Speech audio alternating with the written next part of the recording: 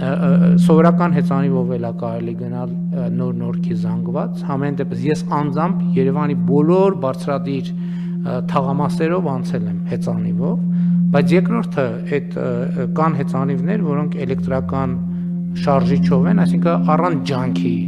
առանց մեծ ջանքի կարելի է բարձրանալ,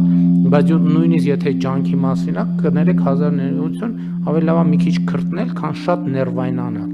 որովհետև այդ խցանումը արդեն բան է, այդ խցանումները արդեն մարդու բանի նյարդային վիճակի վրա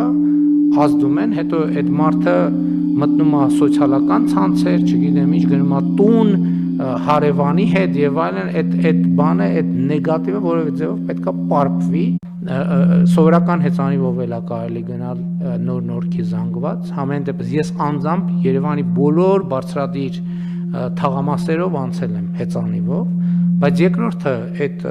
կան հեծանիվներ, որոնք էլեկտրական շարժիչով են, այսինքն առանց ջանքի, առանց մեծ ջանքի կարելի է բարձրանալ,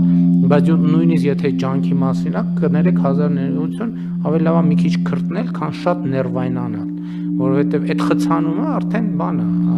այդ խցանումները արդեն մարդու բանի նյարդային վիճակի վրա ազդում են, հետո այդ մարդը մտնում է սոցիալական ցանցեր, չգիտեմ ինչ, գնում է տուն, հարևանի հետ եւ այլն, այդ բանը, այդ նեգատիվը որևէ ձևով պետքա պարփվի